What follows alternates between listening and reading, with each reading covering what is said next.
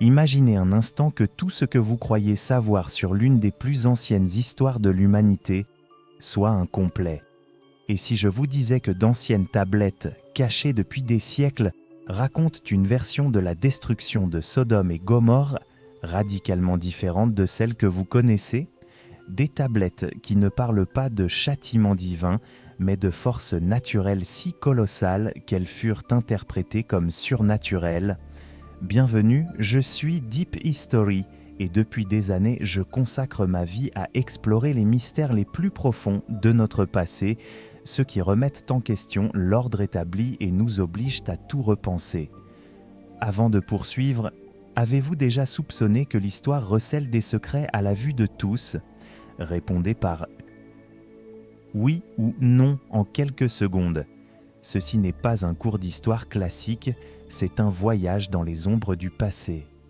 Ce sentiment troublant vous saisit ?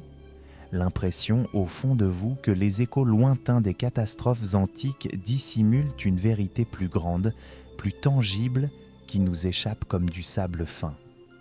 On nous a raconté des histoires, des récits épiques, de dieux courroucés et de cités rayées de la carte par leur propre perversité. Et si ces récits possèdent une force immense, une part de nous s'interroge, et s'il y avait autre chose ?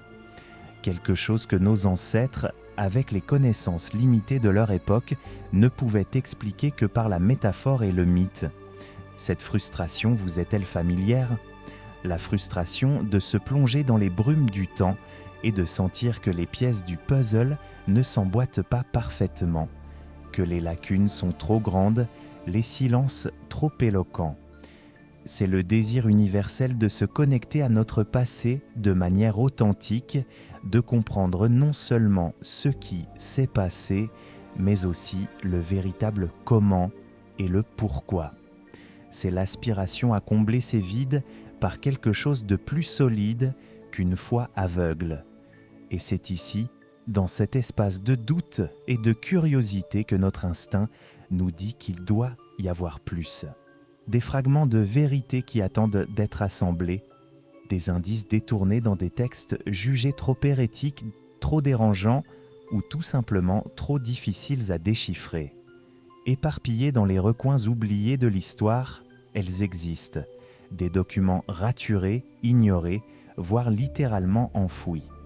Des tablettes d'argile aux inscriptions qui ne correspondaient pas au récit officiel, des descriptions de ciel embrasé et de terre rugissant d'une fureur incompréhensible. Ce ne sont pas des textes magiques, mais peut-être les témoignages les plus bruts et les plus directs de ceux qui ont été témoins d'un événement si apocalyptique que leur seul moyen de le surmonter fut de le graver dans l'argile pour l'éternité, espérant que quelqu'un, un jour, en comprendrait le message. C'est le premier indice, le plus faible murmure d'un secret resté caché à la vue de tous, la possibilité que la vérité n'ait jamais été complètement perdue. Elle attendait simplement que nous soyons prêts à la chercher vraiment, et ce voyage de recherche, c'est précisément celui que je vous invite à entreprendre maintenant. Et c'est précisément dans cette recherche que nous trouvons l'espoir. Car vous savez quoi ? Cette vérité plus profonde existe bel et bien. J'ai consacré ma carrière à suivre ces fils conducteurs de l'histoire, à examiner avec une rigueur critique des milliers de fragments de données archéologiques, de textes anciens dégradés et de récits oraux ayant traversé les millénaires. En tant que spécialiste de l'histoire profonde, mon rôle n'est pas de privilégier une version plutôt qu'une autre, mais d'écouter ce que toutes ces sources, ensemble, tentent de nous révéler. J'ai constaté comment une simple tablette mal traduite peut bouleverser l'interprétation d'une dynastie entière et comment un fragment de poterie carbonisée peut détenir la clé de compréhension d'une catastrophe. La frustration que vous ressentez face au mystère du passé n'est pas une impasse. C'est le premier pas vers une compréhension plus riche et plus nuancée. La promesse que je vous fais aujourd'hui est la suivante. Il est possible d'aborder ces événements non comme des mythes lointains, mais comme des faits historiques concrets, avec des causes et des effets que nous pouvons retracer et, dans une certaine mesure, comprendre. Il ne s'agit pas d'une foi aveugle, mais plutôt d'une confiance dans le travail minutieux de relier des points restés séparés pendant des siècles. J'ai accompagné des milliers de personnes dans ce même processus de découverte, et le moment où tout s'éclaire dans leur esprit, où la légende rencontre les faits, est toujours profondément transformateur. Il nous redonne le contrôle sur notre passé, un contrôle que nous pensions perdu. Et si je vous montrais que des documents existent qui nous permettent de réécrire cette histoire, non pas comme une légende, mais comme un événement réel.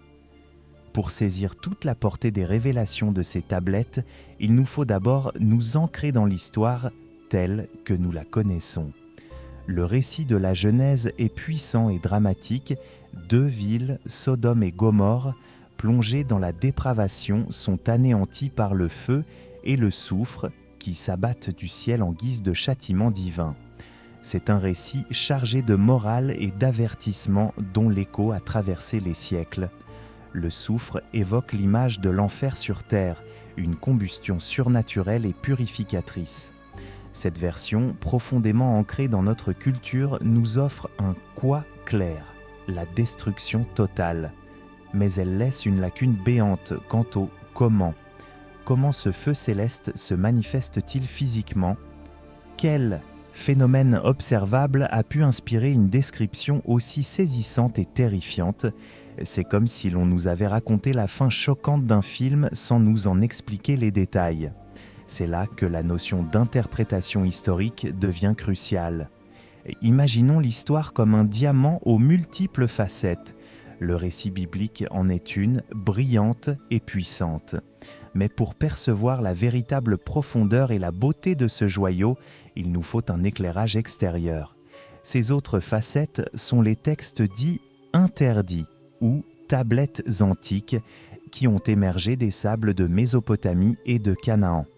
Ils ne sont pas interdits au sens d'une dissimulation par une société secrète, mais parce que leur contenu était si troublant ou contredisait si directement les récits dominants qu'ils ont été marginalisés, oubliés dans les réserves poussiéreuses des musées ou qualifiés d'hérésie littéraire.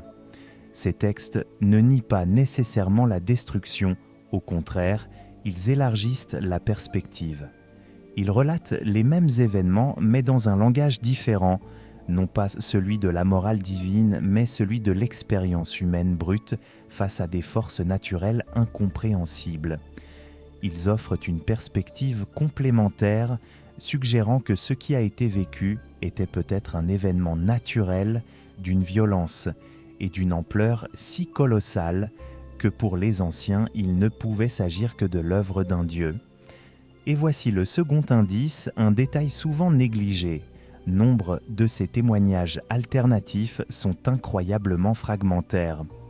Ce ne sont pas des rouleaux complets, mais plutôt des fragments d'argile aux phrases inachevées, aux mots manquants et aux descriptions abruptement interrompues.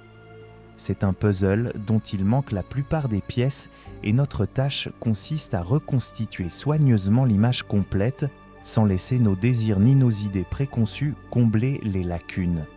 C'est dans ces fragments que l'on trouve des mentions fugaces de pierres brûlantes tombant du ciel et de « un souffle chaud venant du sol », des descriptions qui, comme nous le verrons plus tard, correspondent de façon troublante à des preuves matérielles très concrètes.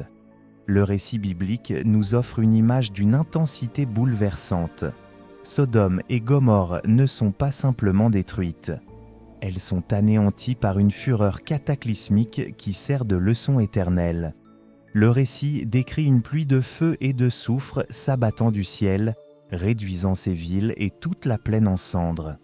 L'ampleur est totale, nul ne peut échapper à la destruction hormis Lot et sa famille, et encore avec l'avertissement de ne pas se retourner.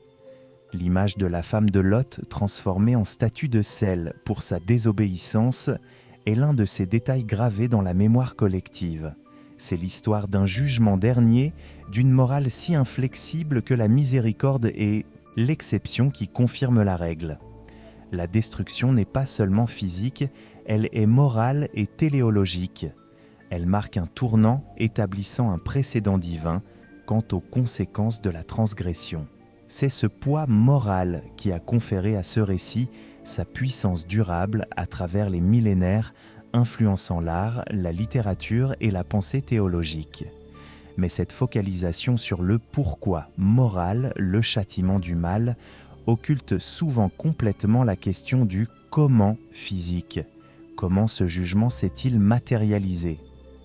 La description biblique, bien que saisissante, est métaphorique et théologique. Le feu et le soufre sont des symboles de purification et de destruction divine, mais à quel phénomène réel correspondent-ils ?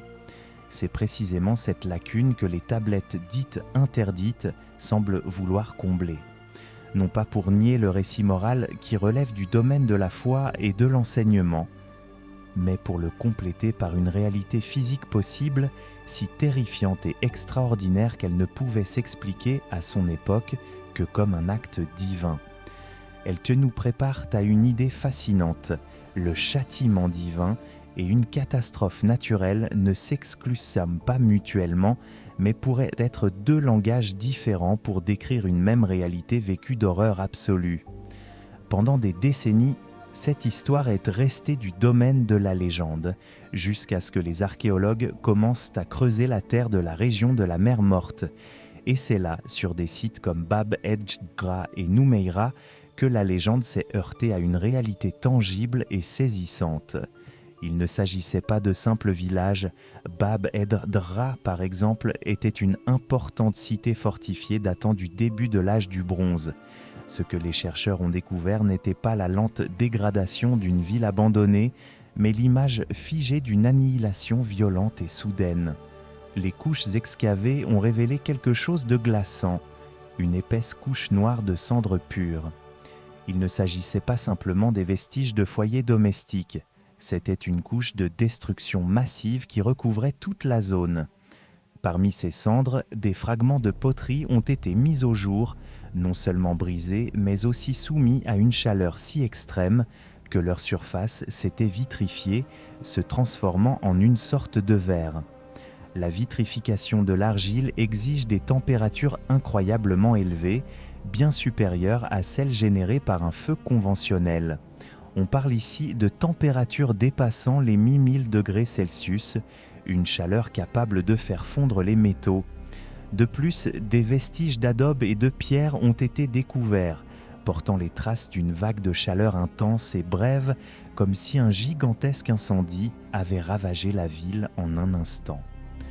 La datation au carbone 14 de ces vestiges calcinés situe cette événement catastrophique aux alentours de 1650 avant Jijimmejaquois na Ajoujernse, une date qui, bien que sujette à débat, s'inscrit dans une chronologie compatible avec les récits bibliques et d'autres récits anciens de la région. Soudain, l'expression « feu et soufre » cessa d'être purement symbolique. L'archéologie démontrait qu'un phénomène avait bel et bien embrasé ces villes avec une violence et une intensité inhumaines. Le scénario biblique n'était plus un simple décor littéraire, mais un lieu réel où s'était déroulée une véritable tragédie dantesque. Le mythe, chose incroyable, avait un pied dans l'histoire. Cette découverte fut le premier clou dans le cercueil du doute et la première confirmation majeure que nous étions sur la piste d'un événement historique authentique. La question n'était plus « est-ce que cela s'est produit ?», mais « qu'est-ce qui a bien pu causer une telle destruction ?» Mais les cendres n'étaient qu'une pièce du puzzle. Le véritable casse-tête pour les scientifiques résidait dans l'analyse des fragments de poterie et d'adobe vitrifiés. La vitrification n'est pas un processus anodin. Elle ne se produit pas lors d'un incendie classique, même pas lors d'un violent feu de forêt. Pour que l'argile se transforme en un matériau vitreux, semblable à du verre opaque, des températures bien supérieures à 1200 degrés Celsius sont nécessaires et, surtout, cette chaleur doit être appliquée intensément et très brièvement. C'est le genre de chaleur qui ne se produit pas naturellement à la surface de la Terre en milieu urbain. C'est la chaleur d'un four industriel moderne ou quelque chose de bien plus violent et colossal. Imaginez un instant ce que cela implique. Des structures en adobe, des murs, des récipients en céramique. absolument tout, fondant et se transformant en cendres en quelques secondes. Il ne s'agit pas des traces d'un siège prolongé ni d'un incendie déclenché par une armée d'invasion. C'est la signature d'une libération d'énergie si monstrueuse, si instantanée et si concentrée qu'elle ne peut être comparée qu'à des événements tels qu'une explosion atomique ou l'impact d'un corps céleste. Les archéologues qui ont étudié le site l'ont décrit comme si un chalumeau géant avait ravagé la ville d'un seul coup. Ceci nous oblige à nous poser une question aussi troublante que fascinante. Quelle force de la nature est capable de générer une chaleur aussi extrême et localisée ? La foudre ? Non, son énergie est trop localisée. Un volcan ? Il n'y en a pas dans la région. Un tremblement de terre ? Il peut provoquer des incendies, mais pas une chaleur aussi concentrée. Les preuves matérielles témoignent d'un événement anormal, d'un phénomène hors du commun, d'une violence thermodynamique qui défie toute explication simple. Et c'est là que notre regard, presque instinctivement, se tourne vers le ciel, vers la possibilité d'un événement cosmique, ou vers les profondeurs de la Terre, vers la fureur géologique accumulée. La vitrification est la preuve irréfutable que l'enfer, quelle qu'en soit la cause, s'est véritablement déchaîné sur ce lieu. C'est le comment physique qui commence à prendre une forme terrifiante et tangible. Tandis que l'appel de l'archéologue mettait au jour ces preuves matérielles, une autre piste de recherche révélait une extraordinaire coïncidence dans les textes anciens. Loin des pages de la Bible, dans les cités antiques de Mésopotamie et de Canaan, des scribes consignaient également leurs récits historiques sur des tablettes d'argile. Et parmi ces écrits figurent des récits étrangement similaires. Des textes assyriens et babyloniens évoquent des villes entières ravagées par un feu venu du ciel, une fureur céleste qui ne faisait aucune distinction et réduisait tout en cendres fumantes. Plus révélateurs encore sont certains fragments cananéens découverts dans des lieux comme Ougarit, qui décrivent des vents de feu balayant le pays, carbonisant tout sur leur passage et empoisonnant l'air. Le point crucial est ici qu'il ne s'agit pas de récits moralisateurs comme le récit biblique. Ce sont des descriptions saisissantes, presque des témoignages de ce qui a été vu et ressenti. Il ne parle pas de la perversité des habitants, mais de l'horreur de l'événement lui-même. Un récit fragmentaire, par exemple, décrit comment le ciel s'ouvrit dans un grand fracas et comment une lumière plus éclatante que le soleil précéda une vague de chaleur qui incinéra les gens où qu'ils se trouvent. Un autre mentionne des pierres brûlantes tombant au milieu de la fumée, une image qui évoque avec force la pluie de soufre biblique. L'existence de ces récits parallèles, séparés par des cultures et des centaines de kilomètres, et décrivant pourtant le même type d'événements cataclysmiques, est extrêmement significative. Il ne s'agit plus d'un seul peuple racontant une histoire. Ce sont plusieurs cultures qui préservent l'écho d'un traumatisme partagé. Cela suggère fortement qu'aux alentours de 1650 avant notre ère, un événement terrible se produisit au Levant, dans la région méditerranéenne, un événement si choquant qu'il resta gravé dans la mémoire collective de tous les peuples qui en furent témoins ou qui en entendirent de le récit. Les Hébreux l'interprétèrent à travers le prisme de leur foi et de leur morale, le transformant en une leçon sur la justice divine. Les Cananéens et les Mésopotamiens, avec leurs panthéons respectifs, y voyaient la colère de leur Dieu ou simplement une force naturelle incompréhensible. Mais l'essence de l'événement, un feu colossal tombant du ciel, une chaleur intense, une destruction instantanée, est identique. Ces tablettes sont comme les témoignages de différents témoins d'un même accident. Chacun se souvient de détails distincts et en a sa propre interprétation, mais tous s'accordent sur les faits fondamentaux. Elles nous disent, comme un cri silencieux du passé, que la destruction de Sodome et Gomorrhe n'était pas un événement isolé dans une bulle biblique, mais bien une composante d'un cataclysme régional dont le souvenir s'est perpétué dans de multiples traditions. Et cela nous amène à la suite logique. Si les preuves matérielles montrent une explosion de chaleur extrême et que les textes anciens décrivent une explosion de feu tombée du ciel, ne serions-nous pas en train de parler d'un même événement perçu sous deux angles différents ? Le lien devient presque irréfutable. C'est là que la science moderne offre une clé fascinante pour percer ce mystère ancestral. Pour comprendre l'origine de cette chaleur instantanée et dévastatrice, les chercheurs se sont penchés sur un événement bien plus récent, l'explosion de la Tunguska en Sibérie en 1908.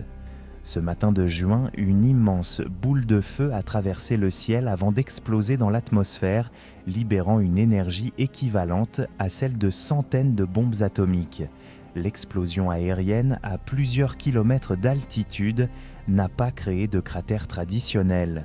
Elle a plutôt produit une onde de choc qui a rasé des millions d'arbres selon un schéma radial parfait et généré une chaleur si intense qu'elle a carbonisé tout sur son passage à l'épicentre.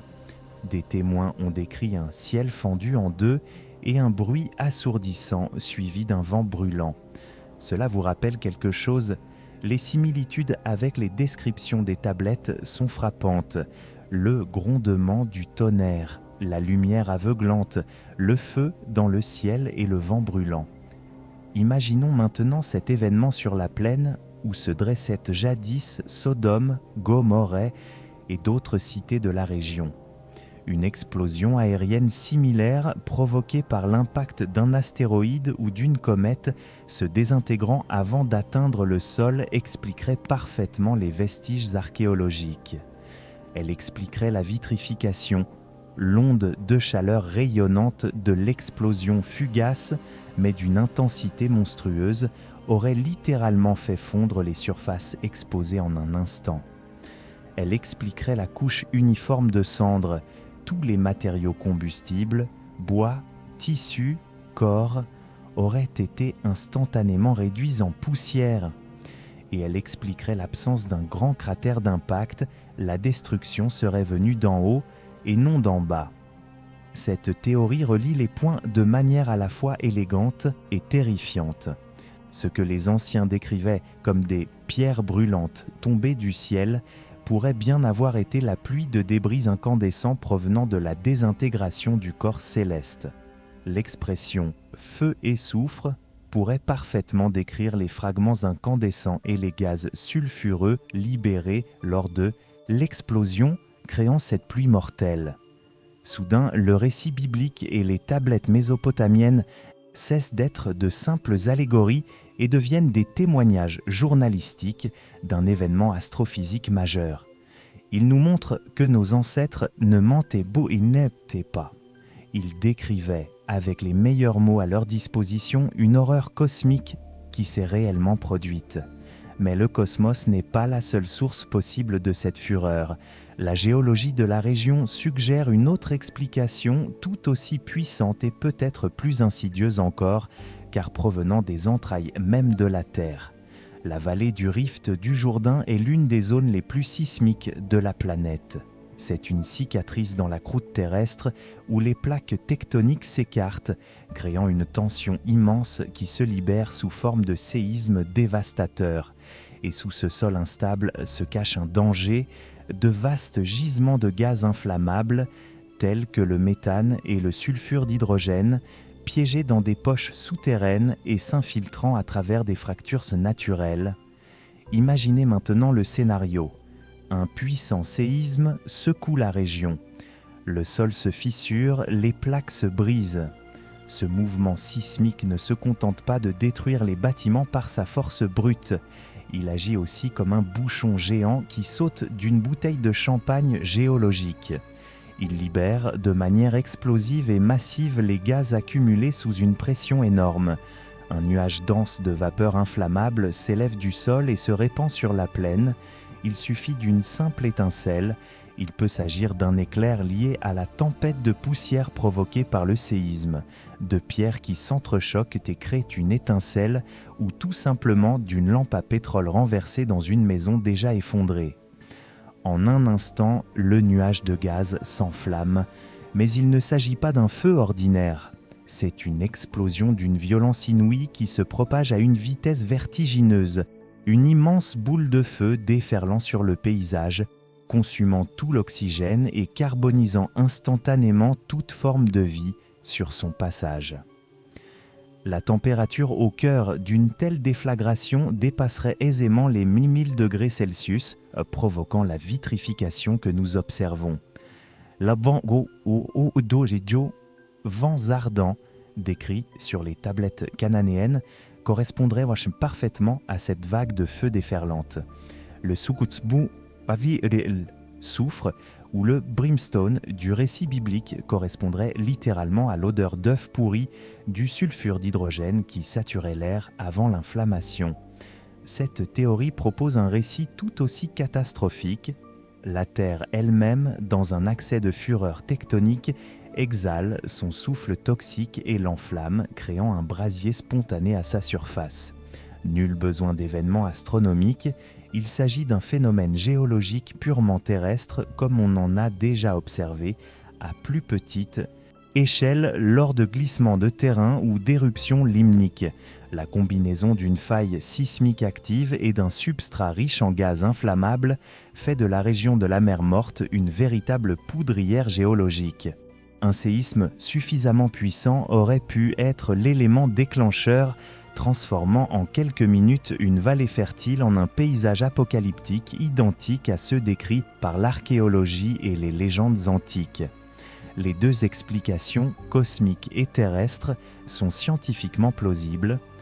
Toutes deux concordent avec les indices que nous avons recueillis. Et cela nous amène à un carrefour fascinant où l'interprétation humaine de ce qui s'est passé prend une nouvelle dimension. C'est ici que nous nous trouvons au carrefour intellectuel et spirituel majeur.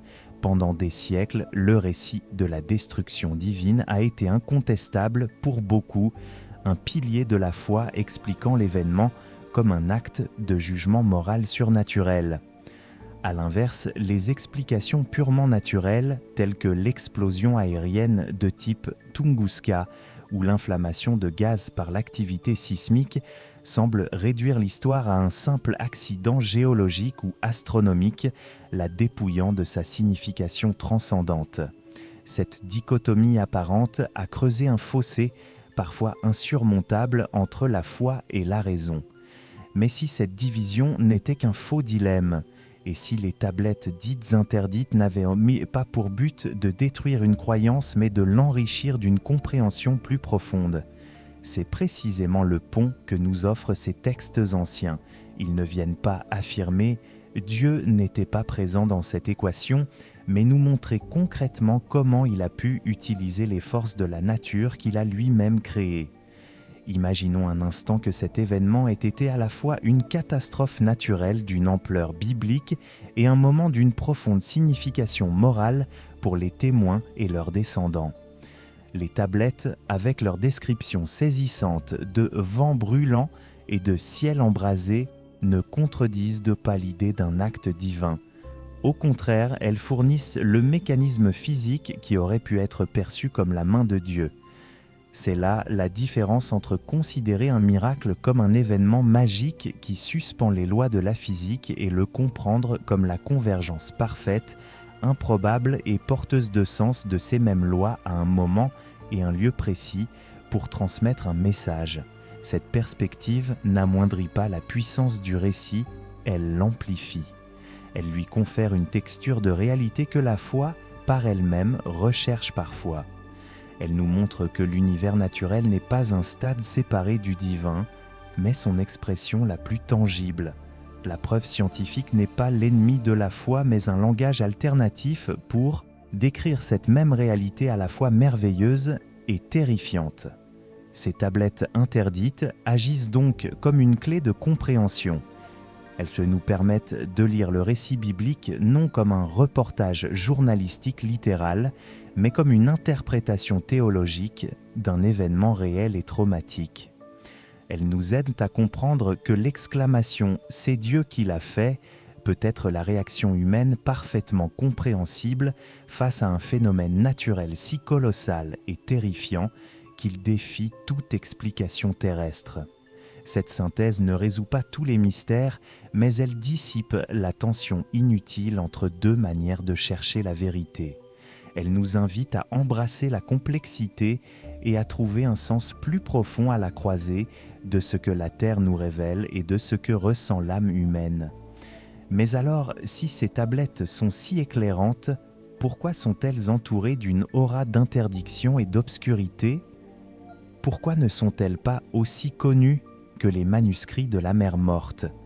Le mot « interdit » est puissant et évocateur, mais leur réalité est souvent plus prosaïque, quoique non moins importante. Premièrement, nombre de ces textes furent jugés hérétiques, non par décret officiel, mais simplement par incompatibilité. Lorsqu'une tablette cananéenne ou mésopotamienne décrivait une destruction attribuée à un dieu païen comme Baal ou Marduk, les copistes juifs puis chrétiens n'y voyaient pas un parallèle historique, mais une idolâtrie souillant la pureté de leur propre récit sacré. Ces récits gênants, incompatibles avec le cadre théologique dominant, furent ignorés, marginalisés, voire littéralement enfouis au fond des archives, où ils restèrent pendant des siècles. Deuxièmement, leur état fragmentaire les rendait extrêmement difficiles à interpréter. Ce ne sont pas des romans complets, ce sont des phrases isolées, des mots uniques, des paragraphes qui s'interrompent brusquement, là où la tablette s'est brisée. Pour l'archéologie traditionnelle du IXe siècle et d'une grande partie du XXe, en quête de découvertes spectaculaires et faciles à exposer, ces fragments d'argile aux inscriptions énigmatiques étaient dépourvus du prestige d'une statue ou d'un trésor d'or. Ils représentaient le travail fastidieux des épigraphistes, spécialistes du déchiffrement des écritures anciennes, qui devaient consacrer des années à reconstituer mentalement ces fragments épars d'un immense puzzle. Cet effort méticuleux et largement invisible les a maintenus dans l'ombre. Enfin, il y a le facteur du défi intellectuel. Reconnaître la valeur de ces textes nous oblige à sortir de notre zone de confort, celle des interprétations établies. Cela invite les croyants à élargir leur compréhension de l'action divine et les sceptiques à envisager qu'un événement à l'explication naturelle ait pu avoir un impact religieux et moral profond. Ce territoire intermédiaire est inconfortable pour tous. La prohibition n'était pas tant un édit explicite qu'une combinaison de désintérêt, de difficultés techniques et de résistance intellectuelle à un récit plus complexe. Retrouver ce message a exigé la patience d'historiens qui patiemment ont déblayé la poussière des millénaires pour entendre le murmure que ces argiles recelaient.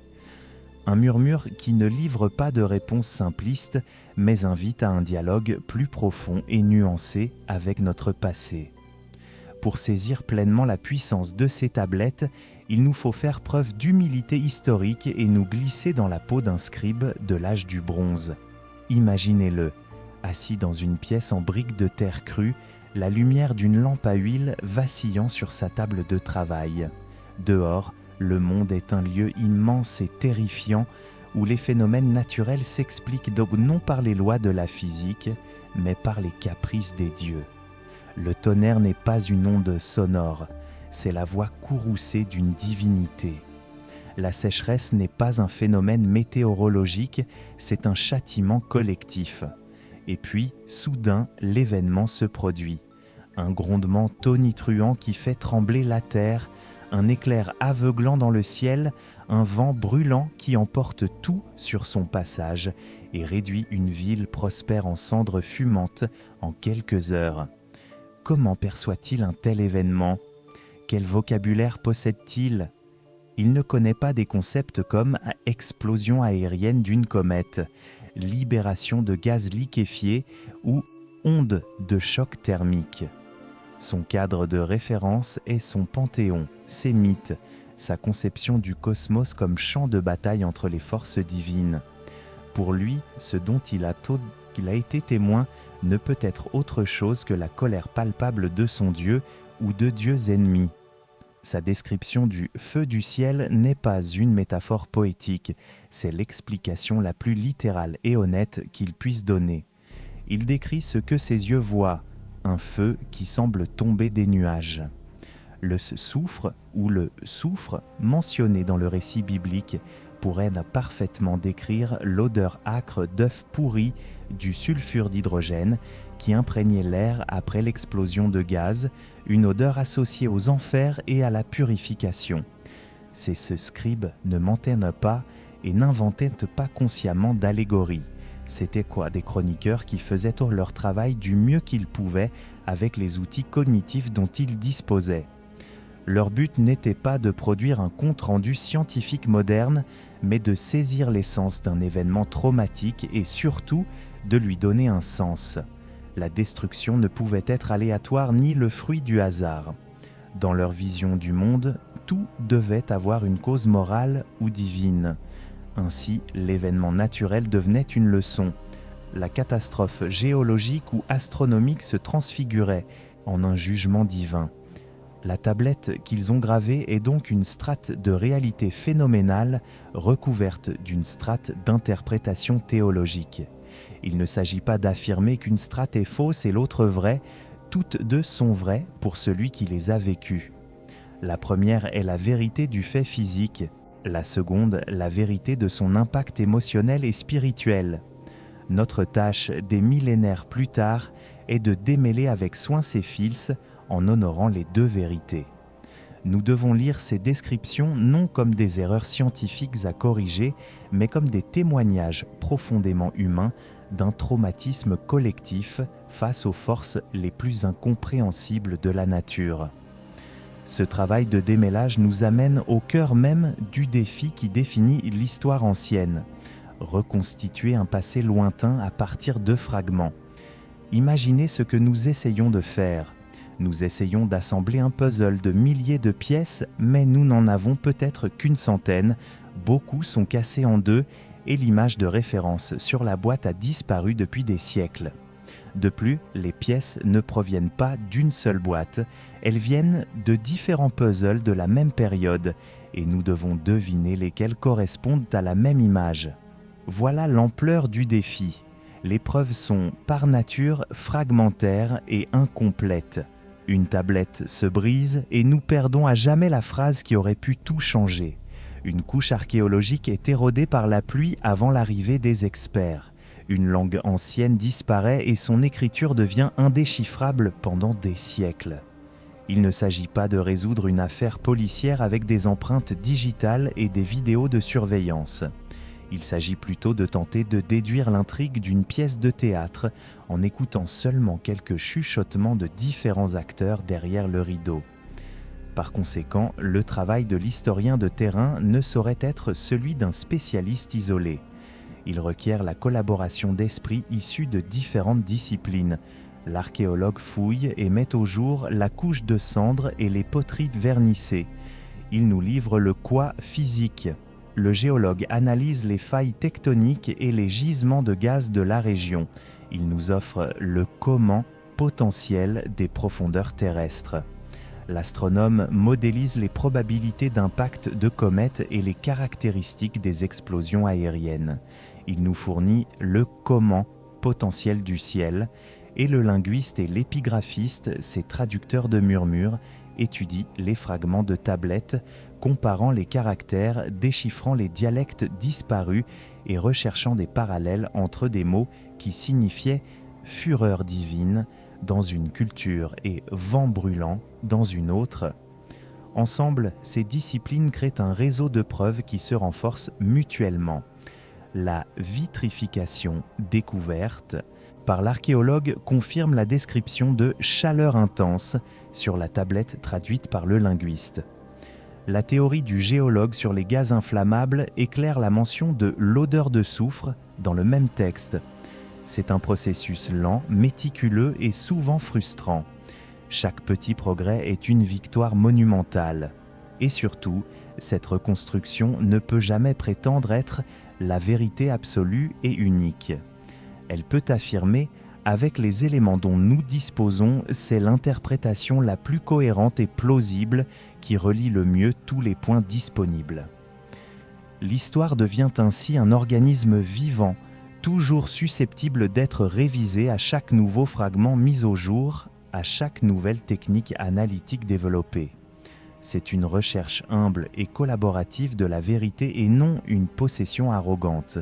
C'est à cette intersection complexe que l'histoire cesse d'être une liste de dates et de noms pour devenir un dialogue fascinant et éternel avec nos ancêtres.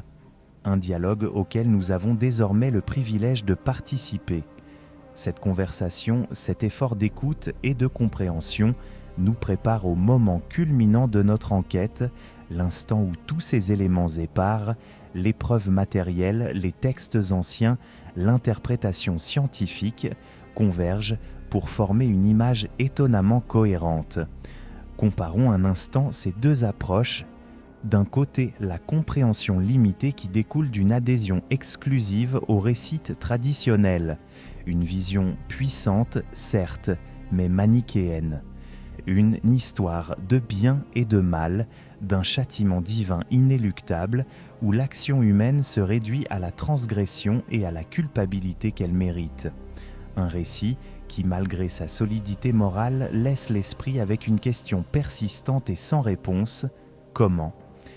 De l'autre côté, une image infiniment plus riche et complète se dessine lorsque l'on intègre les preuves archéologiques tangibles et les échos de ces textes marginalisés. Soudain, le récit se pare de toutes les nuances. Il ne s'agit plus seulement d'une leçon de théologie, c'est un événement historique, géologique et humain d'une complexité bouleversante. Nous voyons non seulement le quoi de la destruction, mais aussi le terrifiant comment.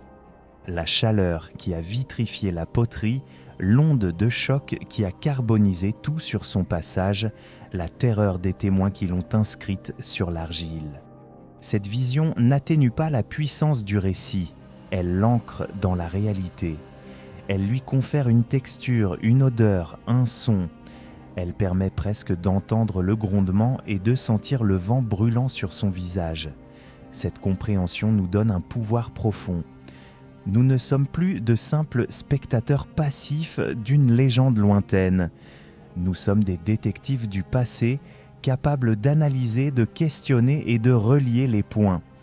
Comprendre notre histoire, même ses chapitres les plus catastrophiques et terrifiants, nous donne un pouvoir immense, celui de la clarté. Cela nous libère de la simple acceptation et nous invite à participer activement à la reconstruction de nos propres origines. Cela fait de nous des co-créateurs de sens. L'émotion que vous ressentez maintenant, cette étincelle d'émerveillement lorsque vous voyez les pièces du puzzle s'assembler, est le véritable don de cette connaissance. C'est le sentiment que le voile séparant le passé du présent s'amincit, nous permettant d'entrevoir le vrai visage de l'histoire, avec toutes ses rides et ses cicatrices. Et cela nous amène à une question, à une invitation personnelle. L'histoire n'est pas seulement quelque chose à étudier, c'est une expérience à vivre et à observer d'une manière nouvelle. Alors, je vous pose la question et considérez ceci comme notre deuxième moment de connexion dans ce voyage. Quel petit pas ferez-vous aujourd'hui pour porter un regard neuf sur l'histoire ? Enquêterez-vous sur un mystère local dans votre ville ? Lirez-vous un article sur une découverte archéologique ?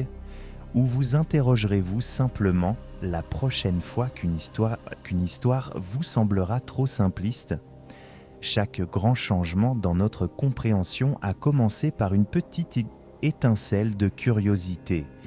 La vôtre peut être la prochaine. C'est cette étincelle de curiosité qui nous a permis de rassembler tous les indices épars et de les synthétiser en une image cohérente. Relions les points. Premièrement, le récit biblique, une histoire moralement puissante qui établit la nature de la destruction totale par le feu et le soufre, tombés du ciel. Ensuite, les preuves archéologiques irréfutables, les couches de cendres de Bab Edra et de Noumeira, et la signature médico-légale indélébile de la vitrification, qui témoigne qu'une chaleur extrême et instantanée, dépassant les 1000 milles de Ouakradarsi, a ravagé ces villes. Troisièmement, les récits parallèles sur des tablettes mésopotamiennes et cananéennes qui nous offre des descriptions sensorielles brutes de l'événement.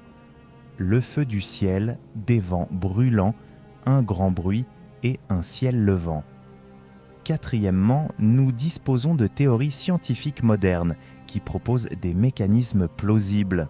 L'explosion aérienne d'un corps céleste semblable à celle de la Tunguska capable de générer cette vague de chaleur intense et vitrifiante et la libération et l'inflammation de gaz inflammables provenant du sous-sol en raison de l'activité sismique le long de la faille du Jourdain, ce qui expliquerait le vent brûlant et l'odeur de soufre. Or, il convient de noter comment les tablettes dites interdites constituent le chaînon manquant, le lien qui unit ces quatre éléments. Sans elles, nous aurions un récit biblique et des preuves matérielles de destruction par une chaleur extrême, mais aucun témoignage contemporain reliant les deux de manière descriptive. Les théories scientifiques sembleraient alors de simples spéculations déconnectées de l'expérience humaine de l'événement. Ce sont ces tablettes qui bouclent la boucle, un fragment cananéen décrivant des pierres brûlantes tombant au milieu de la fumée donne un sens concret à la pluie de soufre biblique et correspond parfaitement à la pluie de débris incandescents provoquée par une explosion aérienne. La mention d'un vent brûlant et d'un souffle chaud venant du sol dans un autre texte établit un lien parfait entre l'activité sismique, le dégagement de gaz et la boule de feu qui en résulta, telle que proposée par la géologie. Ces tablettes donnent vie aux preuves froides et silencieuses de l'archéologie, nous offrant les voix tremblantes de ceux qui les ont vécues. Elles nous montrent que ce que la science modélise par des graphiques et des équations, les hommes de l'âge du bronze l'ont vécu comme un enfer tangible. Elles ne contredisent ni la Bible ni la science. Elles les humanisent doko an tuchokyo. Elles fournissent un témoignage oculaire qui relie la couche de cendre au récit de la Genèse et au modèle des physiciens. Cette synthèse ne privilégie aucune théorie. Elle révèle la convergence élégante et terrifiante des preuves qui pointent vers un même fait. Vers 1650 avant J.C., la région de la mer Morte fut dévastée par un cataclysme d'une violence thermodynamique inouïe, un événement si traumatisant qu'il resta à jamais gravé dans la mémoire collective de tous les peuples de la région, chacun l'interprétant à travers son propre prisme culturel et religieux. Les tablettes sont la clé qui nous permet d'entendre le cœur de ces voix antiques, toutes chantant, terrifiées, à propos de la même catastrophe. Ce cheminement de synthèse nous conduit au seuil même du mystère ultime, prêt pour la révélation finale. Toutes les pièces du puzzle sont réunies, interconnectées et en résonance les unes avec les autres. Il est temps à présent de franchir l'ultime étape et de découvrir ce que ces tablettes, prises dans leur ensemble, révèlent véritablement. Quel est le principe caché, le secret qu'elles ont gardé pendant des millénaires et qui bouleverse notre perception de cet événement antique? L'heure de vérité est proche, et la révélation, le noyau caché que nous livrent ces tablettes fragmentées, n'est ni une formule magique, ni la description d'une arme divine. C'est quelque chose de bien plus profond et transformateur, un hack à les principes d'interprétation historique. Ce que ces tablettes interdites révèlent, c'est que la destruction de Sodome, Gomorrhe et des villes de la plaine fut, selon toute vraisemblance, un événement naturel de type tempête de feu provoqué par l'inflammation massive de gaz souterrain déclenchée par un séisme sur la faille du Jourdain. Il ne s'agit pas d'une simple théorie, c'est celle qui assemble le mieux les pièces du puzzle avec une précision glaçante. Les tablettes mésopotamiennes qui décrivent des vents de feu balayant le pays ne sont pas de la poésie. Ce sont les descriptions littérales d'une déflagration supersonique de sulfure d'hydrogène et de méthane, des gaz qui se sont infiltrés massivement du sol fracturé par le séisme et ont trouvé une étincelle. Peut-être la foudre ou les lampes à huile elles-mêmes pour s'enflammer. Ce nuage de gaz incandescent, une boule de feu roulante, explique le souffle brûlant du sol, mentionné dans les textes, et la chaleur intense, brève mais éclatante, qui a vitrifié la poterie de Bab Edra. La pluie de tu souffres ou de pierres brûlantes du récit biblique correspond parfaitement à la précipitation de soufre solide et d'autres minéraux vaporisés par la chaleur qui se sont ensuite condensés et sont retombés du ciel noirci. Le feu du ciel n'était pas du feu tombant des nuages, mais un rideau de flammes s'élevant du sol avec une telle violence qu'il semblait engloutir les cieux. Ce principe nous montre que l'événement n'était ni un châtiment surnaturel discret, ni un accident cosmique fortuit, mais une conséquence géologique prévisible de l'habitation d'une des failles tectoniques les plus actives de la planète sur un lit de matériaux inflammables. Les tablettes contiennent des témoignages oculaires de personnes qui, sans le savoir, ont décrit les effets d'une réaction chimique et physique colossale. Leur valeur ne réside pas dans la réfutation de la foi, mais dans la révélation du mécanisme tangible qui aurait pu être l'instrument du jugement divin ou simplement la fureur indifférente d'une planète vivante.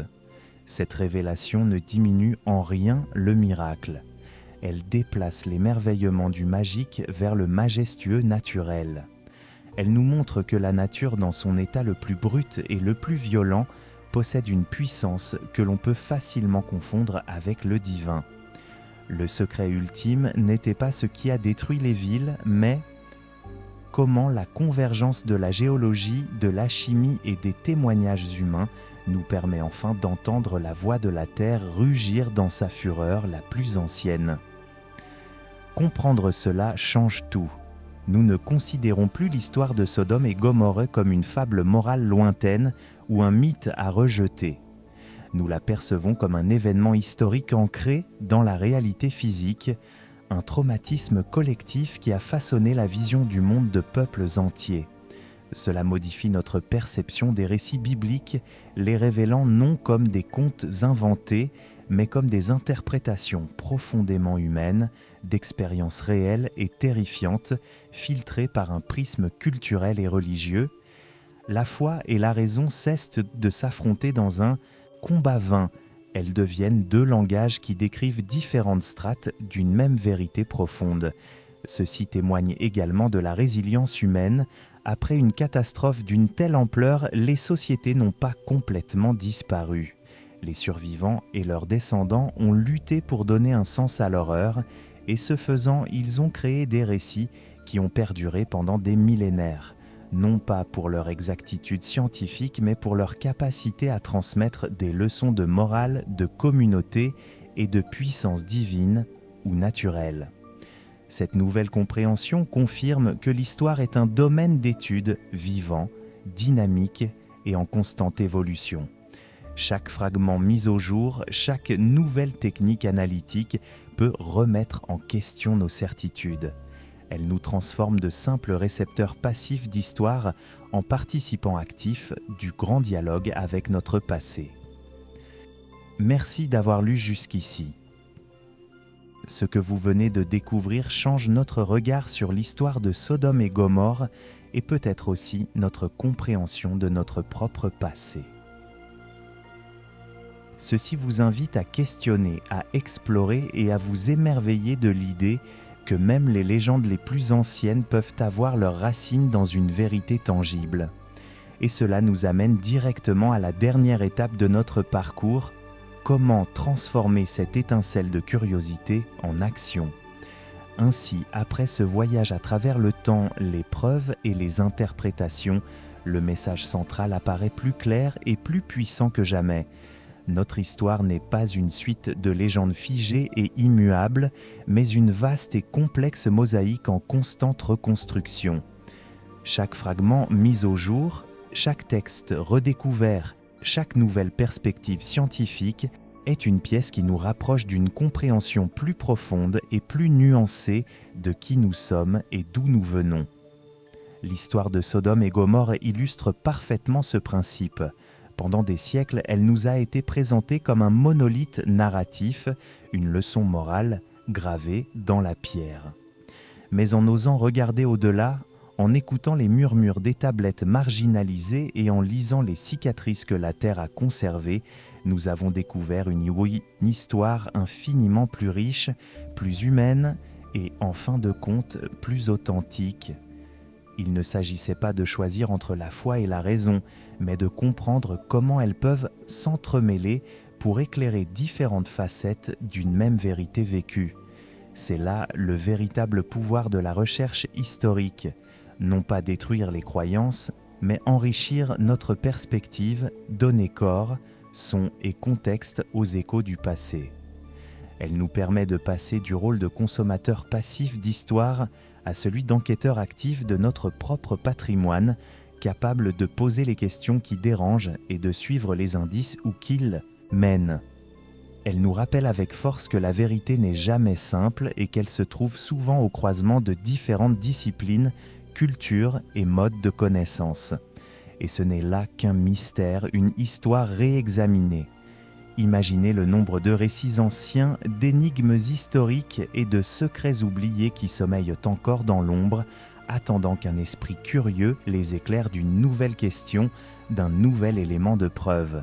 Le monde regorge de métaphores, de tablettes interdites, d'indices dissimulés à la vue de tous qui remettent en question les récits conventionnels et nous invitent à penser de manière plus critique et plus profonde. La quête du savoir n'est pas une destination mais un voyage continu, une aventure renouvelée à chaque découverte. Et c'est précisément à ce stade que votre rôle devient crucial, car cette étincelle de curiosité qui s'est allumée en vous aujourd'hui ne doit pas s'éteindre. Il faut la nourrir, la faire grandir et en faire une flamme qui illumine votre propre chemin de découverte. Un univers entier d'histoires profondes n'attend que d'être exploré, et cette chaîne est dédiée à vous les dévoiler une à une, avec la même rigueur, la même empathie et la même fascination que celle dont vous avez fait preuve aujourd'hui. C'est pourquoi je vous demande une action simple mais incroyablement puissante. Si cette révélation a éveillé votre curiosité, si vous avez ressenti ce frisson de vous connecter au passé d'une manière nouvelle et authentique, ne manquez pas les prochaines enquêtes sur l'histoire profonde. Abonnez-vous à la chaîne dès maintenant et activez les notifications. Ainsi, vous pourrez continuer à percer avec moi les mystères restés cachés pendant des millénaires, les secrets qui réécrivent nos certitudes et les histoires qui nous offrent une nouvelle pièce du puzzle infini de notre humanité partagée. Que ce ne soit pas la fin de votre voyage, mais bien le début